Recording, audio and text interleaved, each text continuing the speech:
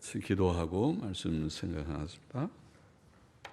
하나님 아버지, 오후 시간 저희들이 또 하나님의 말씀, 야고보서의 말씀 앞에 앉았사오니 하나님께서 저희들에게 은혜를 주심으로 야고보서에 기록되어 있는 교훈, 하나님이 주신 귀한 교훈을 저희들로 다시 기억하며 마음에 새기게 하시고, 이 교훈이 또 우리의 삶의 지침이 되게 하시고 우리의 성화가 되게 하시고 우리의 인격의 성숙이 되게 하여 주옵소서. 부족하고 모자란 종에게 은혜를 주셔서 하나님의 말씀을 바르게 설명하며 해석하며 증거할 힘을 주시고 모두들에게 은혜를 주옵소서. 하나님의 영 성령님께서 우리 가운데 계시오니, 우리의 찬송 가운데, 기도 가운데 계시오니, 우리의 설교와 설교를 듣는 가운데 계시오니, 계셔서 역사하시는 줄을 믿사오니, 주님 말씀을 주시고 말씀을 전하고 듣고 받고 믿고 또 깨닫고 마음에 새기고 또 간직해서 30배, 60배, 100배의 열매를 항상 맺게 하여 주옵소서. 예수님의 이름으로 기도하옵나이다. 아멘.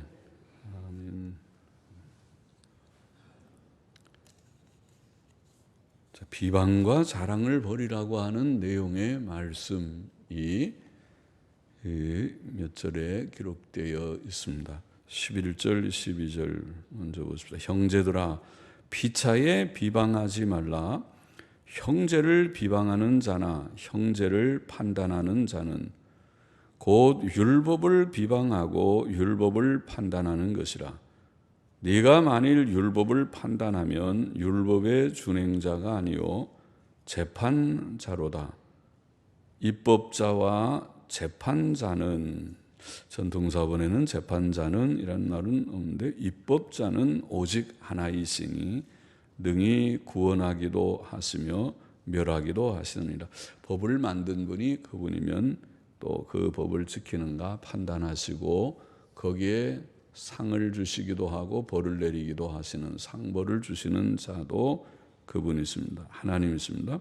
너는 누구간데 이웃을 판단하느냐. 성도들은 피차 서로 비방하지 말아야 한다고 교훈을 하였습니다. 비방하지 말아라. 서로 남 험담을 하거나 남을 비난하거나 욕하거나 하지 말아라. 그렇게 말했습니다. 주님께서도 마태복음 7장 1절에 비판을 받지 아니하려거든 비판하지 말라, 그런 말씀을 하셨습니다. 비판을 받지 아니하거든 비판을 받지 말라. 그러면서 그게 내 눈 속에 있는 들보는 알지 못하고 형제의 눈 속에 있는 티를 지적하고 빼려고 하느냐, 그런 말씀도 하셨지요. 우리에게는 더 큰 결함이 있을 수 있다는 말씀을 하신 것이죠. 대체로 자기의 결함이 큰 자들이, 아직 미성숙한 자들이, 성화가 덜 된 자들이 교만한 마음 가지고 남을 논단하는 것을 잘하기 때문에 하신 말씀이죠.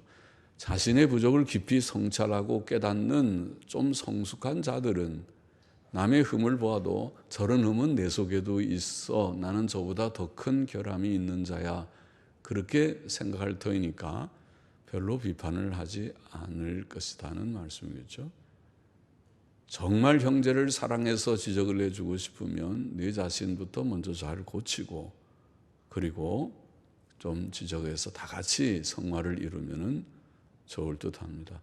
그러나 대체로 부족한 자들이 자기 부족은 알지 못하고 깨닫지 못하고 남을 논단하는 일을 잘 합니다. 야고보는 우리가 서로 비방하지 말아라, 서로를 비방하지 말아라, 남 비평하고 흉을 보고 그렇게 하지 말아라.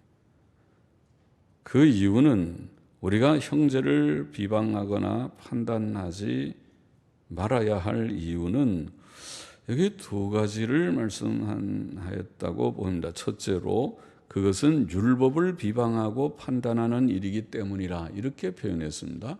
그 말이 무슨 말인지, 왜 형제를 비난하는 것이 율법을 비난하는 것이 되는 것인지, 주석들이 보통 설명하는 바와 같이 이것은 형제를 비방하거나 판단하는 것이 율법을 어기는 것이기 때문에, 무슨 율법을?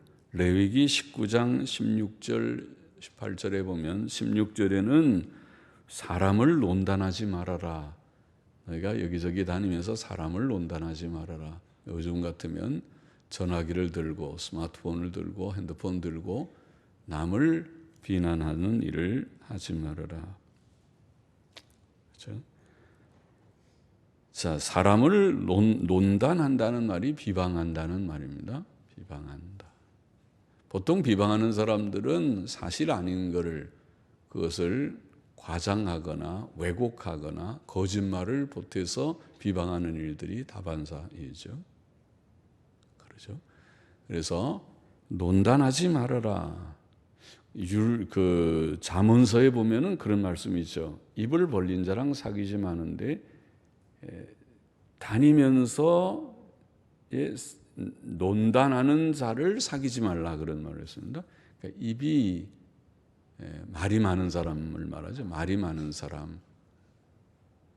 자기 일만 하더라도 바쁜데 자기 일에 충실하지 않은 사람입니다. 남의 일에 관심이 많아서 이 일 저 일 챙겨나고 이 말 저 말 말하기 바쁜 사람들 별로 좋지 않죠. 여보세요, 당신 일에 좀 충실하세요. 집안일도 좀 하시고, 직장일에는 직장에 가면 직장일을 열심히 하고, 그렇게 하면 그 다음에 다른 일 할 시간이 없어요. 그렇게 한가합니까? 남의 일 지금 참견하고 판단하고, 아이고 참, 당신 일은 다 했어요. 집안일은 다 냈어요. 집은 깨끗합니까? 청소도 좀 하고 빨래도 깨끗하게 자주 좀, 빨래를 자주 좀 해서 냄새 안 나게 하고, 그렇게 설거지도 쌓아놓지 않고 나오진 않았나요? 사실 우리가 사는 걸 보면은 그러잖아요. 저도 집사람이 미국 간 동안에 집안일 좀 해보니까 이거 참 바쁘던데요. 그것도 할 게 꽤 있던데 왜 이렇게 혼자 사는데도 빨래는 며칠 지나면 또 쌓이더라고요. 자주 빨아서 그렇지, 안 빨아 입고 좀 냄새 나게 하면은 뭐 좀 오래 가도 괜찮겠지만은, 그렇지 않고 또 목사가 냄새가 나면은 좋겠어요. 그러니까 자주 좀 빨아야 된다고 생각하고 이렇게 속옷도 빨고 뭐 옷도 좀 한 번씩 빨고 그렇게 하다 보니까 3일만 돼도 빨래가 꽤 생겨요. 그런데 두 사람이 살면 얼마나 많고, 어이구, 그게 애들이 몇 명 달리면은 그 자주 빨면은 그게 보통 일이 아니잖아요. 설거지도 마찬가지죠. 그러니까 우리가 그렇게 하다 보면은 시간이 없죠. 자기가 할 일이. 다 열심히 사는 사람들은 바쁘게 살아요. 한가한 사람들은 이상한 사람들이에요. 그렇게 해갖고 어떻게 돈 벌어먹고 살겠습니까? 이 세상에 이 경쟁이 심한데 그렇게 해갖고는 못 살아요. 도태돼 버리고 말죠. 가서 열심히 살아야, 그래야 인정받고 거기에 능률이 있고 그 사람이 사랑을 받고, 어디 가지 마세요. 여기 꼭 있어요. 우리 회사에는 꼭 필요한 인재이십니다. 그렇게 되는 것이죠. 그렇지 않고 빈둥빈둥 하면서 월급이나 타먹는 사람은 기회 있으면 잘라버리려고 그럴 거예요. 저 사람 없는 게 훨씬 돈이 절약된다.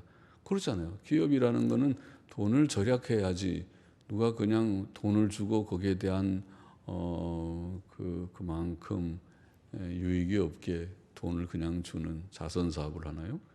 그런 기업은 아무것도 없을 것입니다. 이상한 공무원들 빼놓고는. 그렇잖아요. 공무원들이 그래서 이게 철밥통이라는 말을 하죠. 그렇지 않고, 모든 공무원이 그런 것이 아니지만은 이게 그래서 기업을 민간화 자꾸 해야 된다는 게, 민간화하면은 경쟁 속에서 능률이 오르는데, 그렇지 않고 그냥 다 의뢰 돈 착착 주니까 이 일들 안 하고 일만 만들고 그래도 돈 잘 나오고 그러면은 이게 능률이 오르지 않아서 되질 않아요. 그런 것은 좋지 않아요. 그건 전체 나라를 다 망치는 일이에요. 그렇죠? 그래서 남의 일에 너무 간섭하는 거 좋지 않습니다.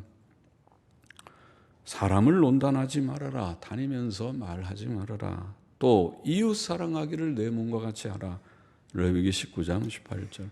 레위기 19장 16절과 18절의 이 율법의 말씀, 사람을 논단하지 말고 이웃 사랑하기를 내 몸과 같이 하라는 율법의 말씀에 어긋나기 때문일 것입니다. 어긋난. 율법에 말씀하셨는데 율법을 어기고 있으면 결국 율법을 비난하는, 그 율법 틀렸어, 율법 필요 없다, 율법이 잘못됐다, 그렇게 말하는 것과 다를 것이 없다는 것이죠.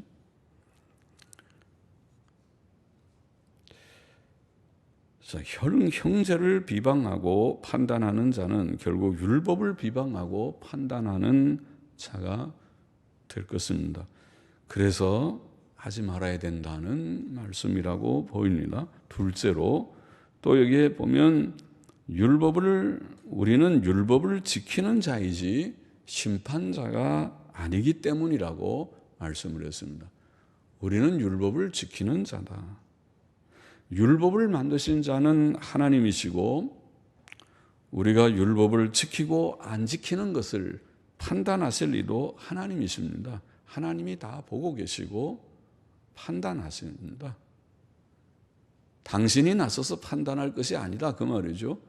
우리가 무슨 재판자입니까? 우리가 하나님처럼 다 사람들 판단하고 이 사람이 이렇고 저 사람이 이렇고, 그거 아까 말한 대로 그 자기 일에 성실지도 않은 사람이거니와 그런 내 지위를 하나님이 내게 주신 적도 없고 나는 그런 지위를 가진 자가 아닙니다. 판단은 하나님이 하십니다. 하나님께서 다 판단하고 계십니다. 저 사람 저 안 되겠다. 저 사람 왜 저렇게 부도덕한지, 저 사람 왜 이렇게 경건하지 않은지 하나님이 다 아시고 거기에 상응하는 것을 주실 것입니다. 사실은 다 분복대로 가요. 우리가 가만히 사는 것을 보면 하나님께 복받는 자도 있고 복받지 못한 자도 있습니다. 그것은 긴 안목에서 보면 그렇습니다. 금방은 금방 잘 모를지 몰라도 몇 년 혹은 5년, 10년만 쭉 봐도 알 것 같습니다. 그렇게 하나님께서 다 역사하십니다. 하나님이 사랑하시는 자에게는 더욱 그렇습니다. 그래서 지혜가 없는 자는 하나님의 그런 증거를 받고 시간이 지난 다음에 아주 늦게 깨닫는 것이고, 지혜가 있는 사람은 일찍 이렇게 가면 큰일 나는구나, 그리고 하나님의 경고를 깨닫고 돌이킵니다. 지혜자입니다.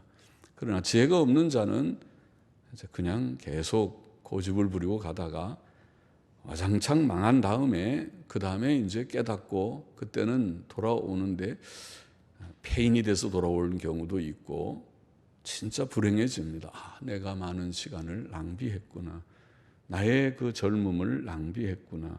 나의 힘과 시간과 또 돈과 이런 것들을 낭비했구나. 내가 좀 여유가 있을 때 잘 살았으면 좋았었는데 지금은 이제는 힘도 없고 건강도 없고 시간도 없고 돈도 없고 이제는 그냥 이렇게 그럭저럭 살아가는 처지에 놓였구나. 이렇게 된다는 것이죠. 그렇기 전에 해야 됩니다. 판단은 하나님이 다 하시니까 내가 하지 말고 나는 뭘 하느냐? 오직 율법을 지킬 의무가 있을 뿐입니다. 우리는 겸손히 하나님의 법을 지켜야지 남을 판단하거나 비방해서는 안 된다는 것입니다. 자, 그러나 지금 이 피차 비방하지 말라는 이 교훈은 하나님의 종들이 해야 할 교회적 판단과 비평의 사역을 금하는 것으로 오해해서는 안 됩니다. 구약의 선지자들이나 신약의 사도들이 그러했듯이 오늘날 하나님의 종이며 교회에 파수꾼된 목사들은 교회의 성결과 유익을 위해 필요할 때 판단과 비평을 합니다. 해야 합니다. 이런 일은 교회의 권징으로 표현하기도 합니다. 누구를 벌을 줄 때, 권징을 할 때, 당회가 누구를 권징하려고 할 때에는 먼저 판단을 해야 권징, 그 사람이 잘못했는지 잘했는지 판단 유보를 해서는 판단은 하지 말라고 그래서 판단하지 말아요. 하나님만 판단하신다고 그래서 그러면 권징을 줄 수가 없지만은 그러나 판단하고 옳고 그런 것을 판단해서 이것은 안 된다. 교회에서 있어서는 안 되는 오류다. 성도에게는 있어서는 안 되는 오류다. 이것은 교리적인 이단이고 윤리적인 부도덕한 일이다. 그렇죠? 성도들이 이단 사설을 가지고 있으면 그것은 제재해야죠. 그것은 이단입니다. 정통 진리와 다릅니다. 성경적이지 않은 큰일, 그건 아주 잘못된 것입니다. 또 도덕적으로도 사람이 예를 들면은 남을 미워하고 욕한다든지 또 칠계를 범한다든지 음행하고 간음하고 하면은 그거는 제재해야지. 그것을 용납하면 그건 교회도 아니다. 그렇죠? 교회가 그런 것을 보고 괜찮습니다. 다 사랑이니까 괜찮습니다. 그러면은 되겠습니까? 그것은 안 됩니다. 교회가 성도들이 도덕적으로 바르게 잘 살아야 되지. 그렇지 않고 성도들이 불륜을 저지른다 그러면은 그것을 몰랐을 때는 몰라도 알면은 권징을 할 것입니다. 그것은 안 된다. 그렇게 판단해야 될 것입니다. 목사들은 설교 시에 교인들의 잘못을 지적하고 고치게 해야 합니다. 물론 아무 교회에 이런 잘못이 있습니다. 그렇게 말하진 않지만은 그러나 그 잘못에 대해서 설교를 해야 됩니다. 그렇죠? 사람을 거명하진 않아도 지금 금방 말한 대로 남을 욕하거나 비방하거나 또 음행하거나 하나님 앞에 잘못된 도덕적인 죄악에 대해서 그것은 죄입니다. 이런 죄 지으면 망합니다. 죄 지으면 여러분이 결코 복되지 않습니다. 여러분의 행복을 위해서 산다고 열심히 수고하고 사는 모든 수고가 헛수고가 됩니다. 죄 짓지 말아야 됩니다. 죄에 대해서 지적하고 말을 해야 할 것입니다. 남을 판단하지 말라고 그랬는데 왜 그런 판단합니까? 그렇게 하면 안 되겠습니다. 오류를 지적하고 책망하는 것은 그것은 목사의 해야 할 본분이고 또 성경의 목적입니다. 성경을 주신 것은 성경은 교훈과 책망과 바르게 함과 의로 교육하기에 유익한 책이라고 디모데후서 3장 16절에 말씀한 바입니다. 구약시대의 선지자 예레미야나 에스겔이 거짓 선지자들을 책망했습니다. 예레미야 23장, 에스겔 34장에 보면 나와 있죠. 같은 선지자가 선지자를 책망했습니다. 신약시대에도 초대교회 때부터 거짓 목사들에 대한 책망과 경고들이 필요해서 갈라디아 1장 8절 9절에 보면 격렬한 그런 책망 혹은 저주의 말, 이 복음 외에 다른 복음을 전하는 자는 우리가 다음에 와서 전한다 하더라도 또 그 누가 와서 천사가 와서 전한다 하더라도 그는 저주를 받을지어다. 그렇게 말씀하죠. 베드로후서 2장 1절 이하에도 이단에 대해서 엄하게 그것은 정죄를 했습니다. 오늘날 목사들이 교회들의 배교와 교회가 자유주의 신학이 목사 후보생들을 가르치는 총회 신학교, 신학교들, 총회가 운영하는 신학교들의 교수진들 속에 자유주의 사상을 가진, 자유주의는 이단인데 이단 사상을 가진 교수들이 버젓이 들어와 있고 그들이 순진한 학생들에게 그 사상을 가르치고 있는, 이게 배교적인 일이죠. 이런 현실을, 자유주의 교단이 버젓이 있는 이 현실을 책망하지 않는다면, 또 이 자유주의 배교에 대해서 책망하기는커녕 그들과 사이좋게 지나는, 이걸 우리가 타협이라고 했습니다. 타협하는, 당신들은 정신이 참 없습니다. 어떻게 그들과 사이좋게 지냅니까? 그들은 하나님의 원수인데요. 하나님의 일을 망치는 적그리스도적인 영을 가진 자들인데 그들과 사이좋게 지냅니까? 그들과 같이 식사하면서 희닥거리고 재미가 그렇게 있습니까? 더더욱이 그들과 함께 연합 예배를 드린다고요? 당신 정말 정신이 있습니까? 이런 타협적인 목사가 한두 명이 아닙니다. 소위 복음주의라고 하는 보수적인 교단이 그런 타협적인 일들을 하는 일들이 많습니다. 자, 그것을 우리가 잘못이다. 당신들은 배교를 책망하지도 않고 또 타협의 죄에 대해서도 침묵하는 벙어리개와 같은 목사들이 아닙니까? 당신들이 정말 짖는 개라면, 멍멍 짖는 그런 개라면 그 이단과 잘못된 일에 대해서 이러면 안 됩니다고, 이렇게 할 수는 없는 거라고 지저대야 되는 것이 아닙니까? 지저대야 되는 것이 아닙니까? 성경은 명백한 교리적, 윤리적 오류에 대해 판단할 것을 분명히 교훈합니다. 많은 구절들이 그것을 교훈합니다. 로마서 16장 17절 18절, 또 고린도전서 5장 11절로 13절, 데살로니가 후서 3장 6절 14절 15절 대표적으로 그런 구절들이 있습니다. 13절 오늘 본문 보십시다. 들으라, 너희 중에 말하기를 오늘이나 내일이나 우리가 아무 도시에 가서 거기서 1년을 유하며 장사하여 일을 보리라 하는 자들아. 너희 중에, 들으라 너희 중에 말하기를, 너희 중에라는 말을 보니까 이 교훈이 1차적으로 교인들에게 주신 것입니다.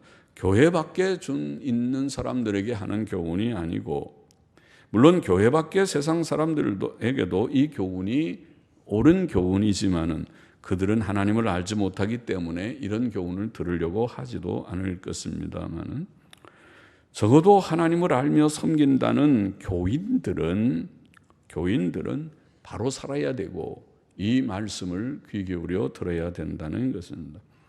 당시의 교인들 중에는 오늘이나 내일이나 우리가 아무 도시에 가서 거기서 1년을 유하며 장사하여 이익을 보리라고 말하는 자들이 있었습니다. 그러나 이것은 믿음 없는 헛된 계획이었습니다.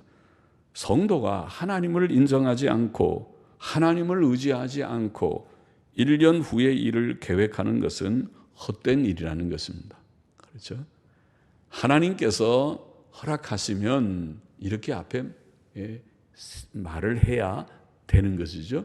하나님께서 허락하시면 내가 1년 후도 살 것이고 또 거기 가서 이런저런 일을 해서 이익도 날 수 있고, 그럼 그 이익을 가지고 또 하나님의 영광을 위해서 살 수도 있습니다. 그것을 부정하는 것이 아니라 하나님의 뜻이면 할 수 있는데, 하나님은 온데간데 없고 내가 계획을 세워서 1년 후의 일을 계획한다고요? 1년 후가 당신 것입니까? 1년 후에 당신이 살고 있다는 보장이 있습니까? 당신이 당신을 스스로 보장합니까? 누가 보장한다는 것입니까? 하나님께서 보장하지 않으면 당신이 몇 달 후에 병이 들어서 아파 누울 수도 있습니다. 아니면 당신이 얼마 후에 사고가 나서 병원에 입원할 수도 있습니다.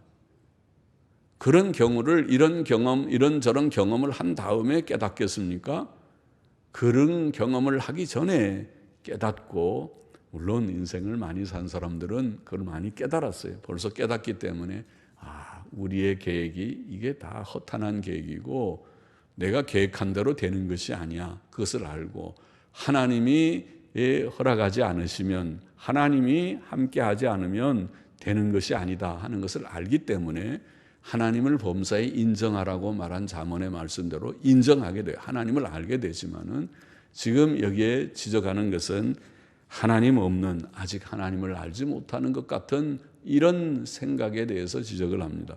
이런 생각이 우리들 가운데도 있을 수 있어요. 잊지 말아야 된다는 거예요. 그렇게 하지 말고 하나님 중심으로 생각해야 된다는 교훈을 하는 것입니다. 14절에 내일 일을 너희가 알지 못하는도다. 너희 생명이 무엇이뇨? 너희는 잠깐 보이다가 없어지는 안개니라. 그때 너희는 이라는 말이 그것은 너희 생명이라는 말을 그것은 전통 본문에는 그것은 잠깐 보이다가 없어지는 안개라. 우리의 생명이 잠깐 보이다가 없어지는 안개라. 이렇게 말합니다.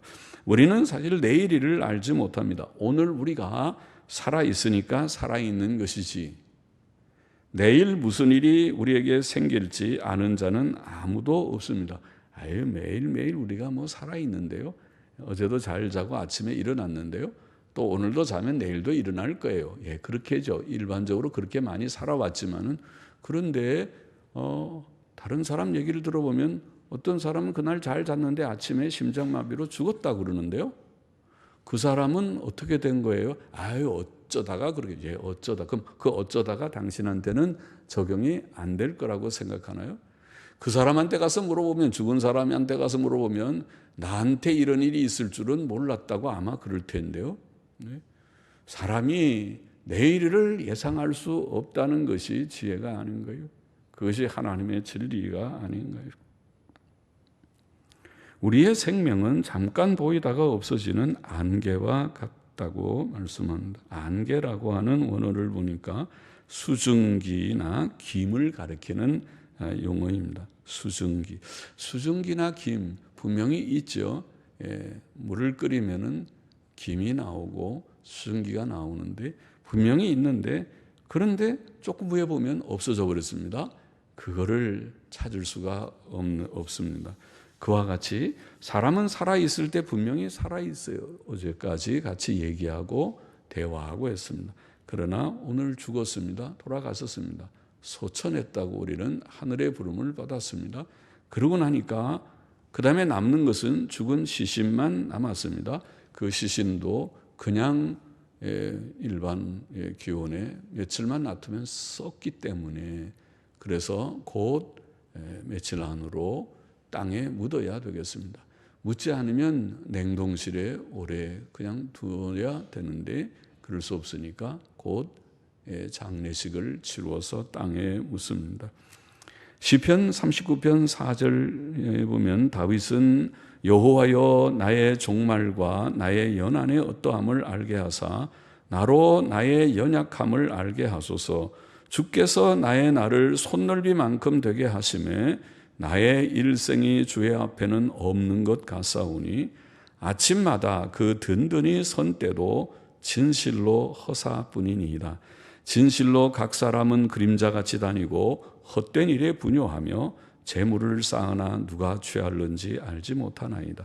이게 이제 다윗이 유명한 경건한 다윗이 병이 걸려서 죽을 병에 걸려서 거의 죽음 직전까지 갔을 때에 깨닫게 된 바입니다. 그것을 시로 표현한 것이 시편 39편의 시인데 자, 이렇게 깨달아 보니 죽음 앞에 서 보니 죽을 것 같은 지경에 서 보니 나의 일생이라는 것이 이게 너무 별거 아닙니다. 손바닥 넓이만한 정도밖에 안 되고 그림자와 같고 허사뿐이다. 와, 이게 실상이 아니고 이렇게 물거품처럼 사라져버린 죽는 거로구나. 그렇게 깨달아졌던 것입니다. 인생이 무엇이냐? 정말 이것이 하나의 그림자와 같이 지나가는 존재로구나. 그것을 깨닫게 됐습니다.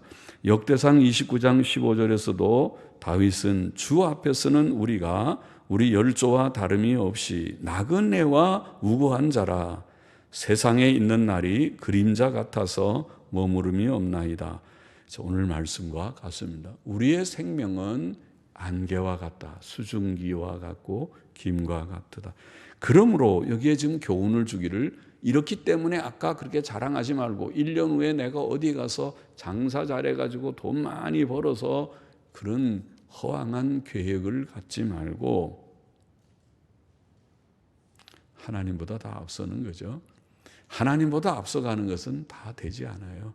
하나님 앞에 기도 많이 하고 하나님의 뜻이면 하고 하나님을 앞세우지 않고 내가 하나님보다 계획해서 이렇게 하면 돼요, 저렇게 하면 돼요, 이렇게 하면 되고 이렇게 하면 되고 계획 세워놓으면 하나님께서 그것을 기뻐하지 않습니다. 여기 15절에 너희가 도리어 말하기를 그럼 어떻게 말하라고 교훈합니까? 도리어 말하기를 주의 뜻이면 이게 중요합니다. 주의 뜻이면 우리가 살기도 하고 이것저것을 하리라. 간단하죠. 주의 뜻이면 우리가 살기도 하고 이것저것을 하리라. 한번 따라해 보십시다. 주의 뜻이면 이대로 하라 그랬으니까 주의 뜻이면 우리가 살기도 하고 이것저것을 하리라. 간단하죠. 그러니까 하나님을 인정하는 것입니다. 주의 뜻이면 우리가 살고 우리의 생명이 연장됩니다. 주님이 허락지 않으시면 죽을 수도 있습니다. 가다가 사고 날 수도 있습니다.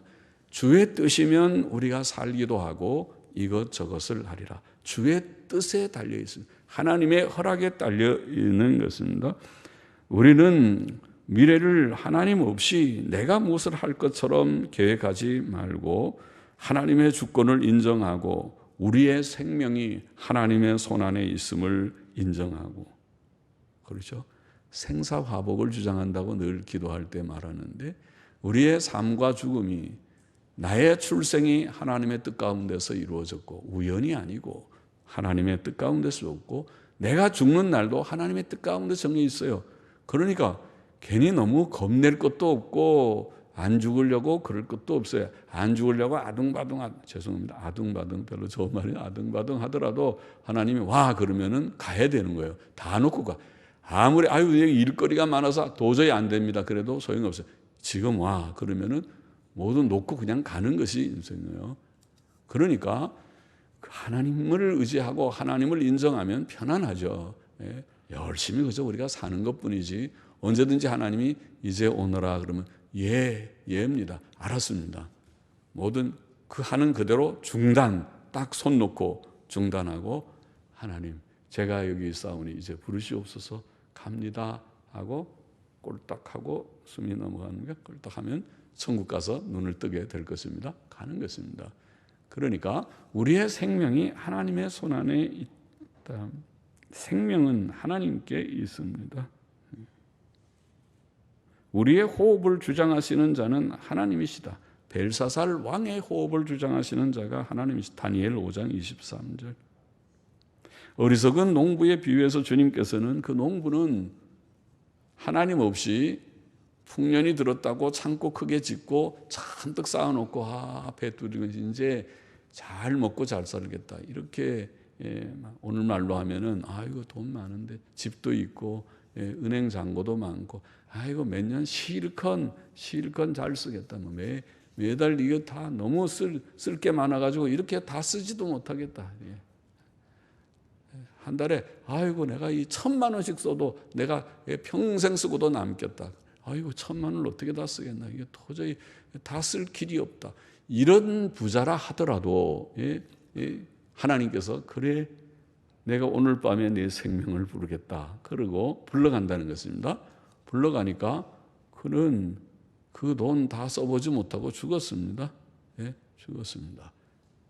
그 돈 많을 때 그거 가지고 선한 일, 가치 있는 일을 좀 많이 하다가 하나님 앞에 갔으면 너 뭐하고 왔냐 그러면은 그래도 하나님 앞에 좀 보고할 거리가 있었을 터인데 말입니다.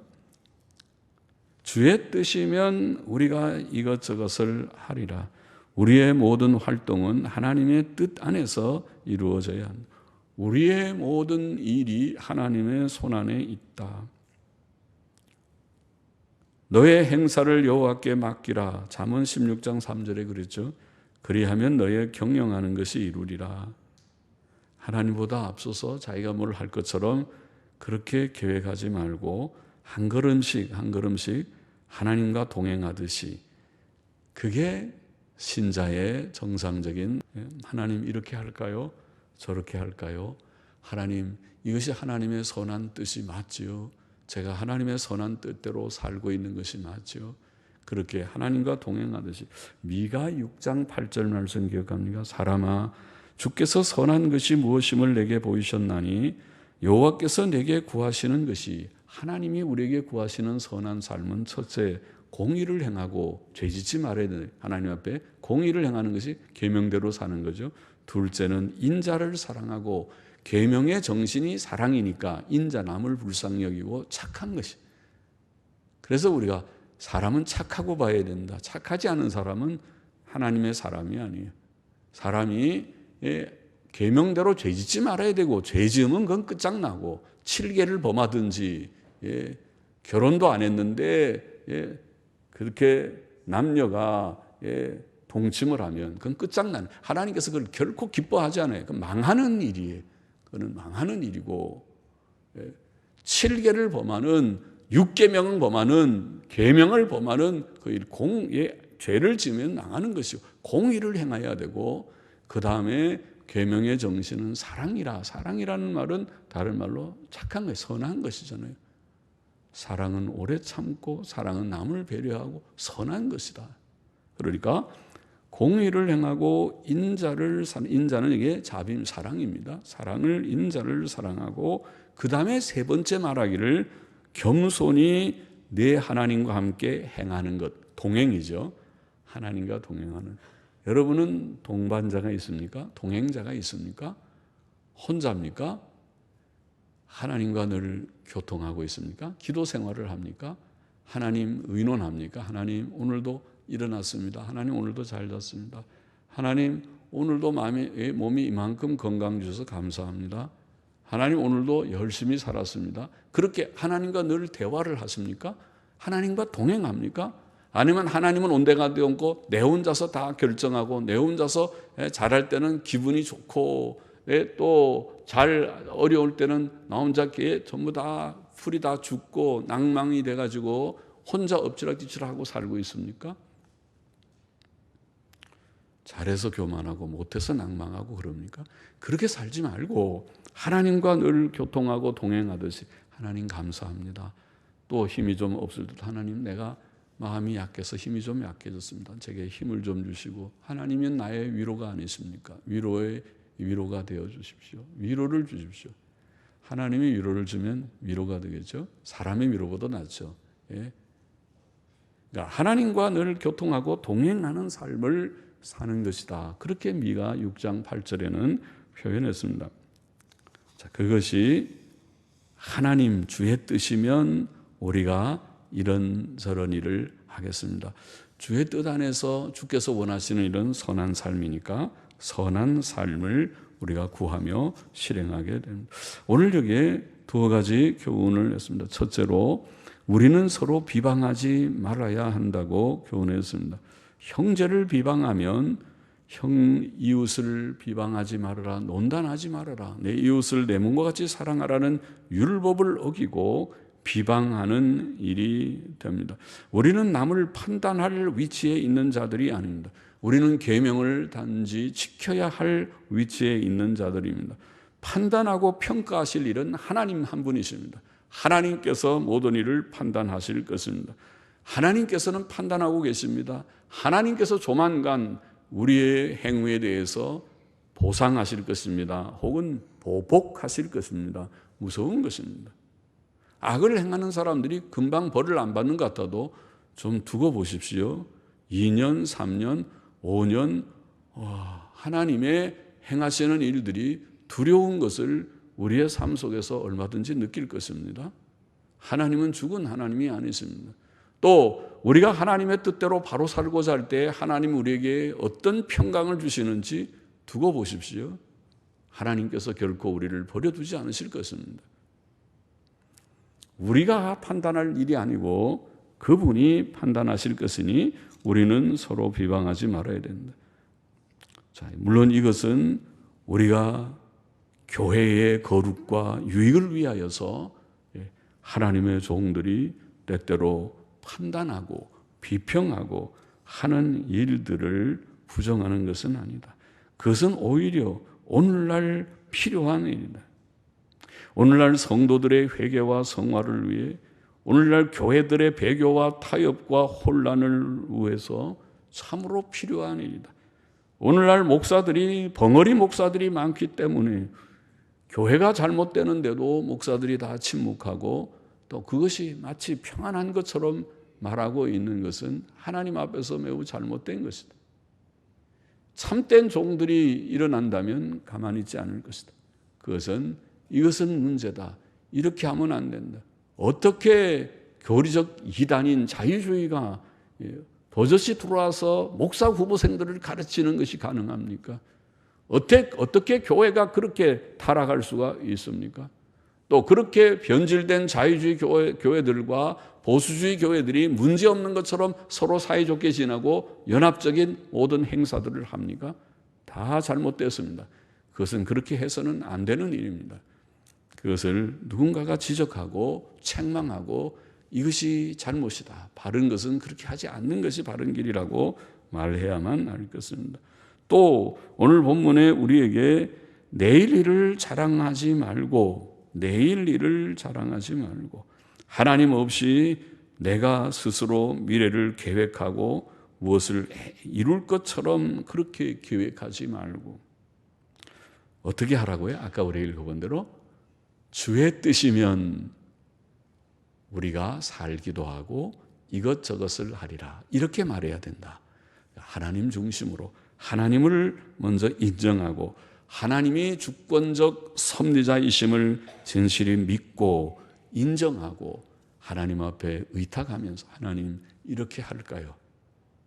하나님의 기뻐하시는 뜻이 아니라면 저는 하지 않겠습니다. 자기가 다 결정해 놓고 하나님 인가해 주세요, 복을 주세요, 그렇게 하는 거 말고, 그거는 정말 하나님 앞에 무례한 일이죠. 그렇게 하지 말고 하나님 이렇게 할까요? 이것이 하나님의 기뻐하시는 뜻인가요?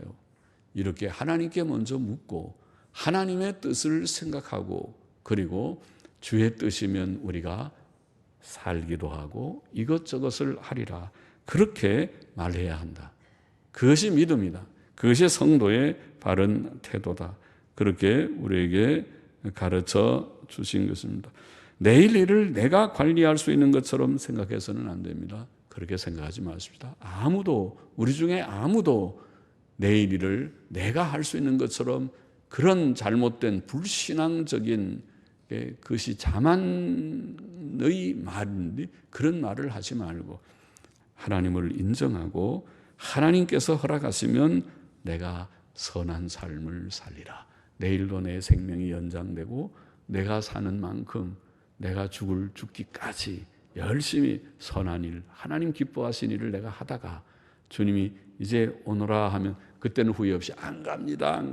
내가 1년만 그런 말 하지 말고 1년만이 뭐예요? 이제 다 하나님의 뜻만큼 살았으면 하나님이 오너라 그러면 예 기다렸습니다. 하나님이 부르실 때 내가 가려고 다 준비했습니다. 그동안에 내게 주시는 힘, 하나님이 주시는 생명 연장과 내게 주시는 건강과 힘으로 내가 선한 일을 위해서 열심히 살려고 애써왔습니다. 시간이 짧다고 그랬죠? 여러분의 시간은 깁니까? 제 시간만 짧습니까? 저 시간은 제가 어저께 금요일 날인가 제가 수정을 했어요. 제가 앞으로 20-30년 그랬다가 집사람한테 지적을 받았어요. 여보, 당신 말 잘못했어요. 뭐가 잘못했는데? 지금 당신이 몇 살인데 20-30년, 30년이면 100살이야 100살. 그래서 내가 잘못해. 난 별 생각 없이 20-30년 툭 하면 20-30년 그러는데 내가 젊을 때 생각을 했나? 지금 앞으로 30년은 어림도 없고 20년만 해도 벌써 90이면은 그때 가서 아무 일도 못할 때인데, 그러면은 80을 한계를 정해서 일할 때가 10년밖에 없으면 10년은 금방 지나가던데 큰일이다. 할 일은 많고 내가 얼마나 일하다 가겠노, 이런 생각을 했는데 여러분은 시간이 아직도 많으십니까? 저는 보기에 10년밖에 없어요. 저는 생애가. 여러분은 얼마나 남으셨는지 그 짧은 생을 가치 있게 하나님의 뜻이면 내가 살기도 하고 이것저것을 하리라. 선한 일을 하나님께 의탁하고 결심하고 주의 기뻐하시는 선한 일에 여러분 자신을 드리고 동참하는 생이 되기를 원합니다. 기도하십시다. 하나님 아버지, 서로 비방하지 말라고 하는 교훈을 마음에 새기고 서로 비방하지 않고 주님 하나님의 법을 지키는 자들이 되고 판단하실 자는 하나님이시오니 하나님께 모든 것을 맡기고 나아가는 아름다운 교회가 되게 하여 주시고, 또 우리가 미래를 내 스스로 마치 다 계획하고 이룰 수 있는 것처럼 자만하지 말고 주의 뜻이면 우리가 살기도 하고 이것저것을 하리라는 이러한 믿음을 가지고 주의 뜻에 의탁하며 선한 일을 위하여 우리의 삶을 드리는 저와 우리 모두가 되게 하여 주옵소서. 우리의 남은 생이 짧지만은 하나님의 은혜로 이 남은 여생 동안 주의 기뻐하신 일에 힘쓰는 우리 모두들이 되게 하여 주옵소서. 예수님의 이름으로 기도하옵나이다. 아멘.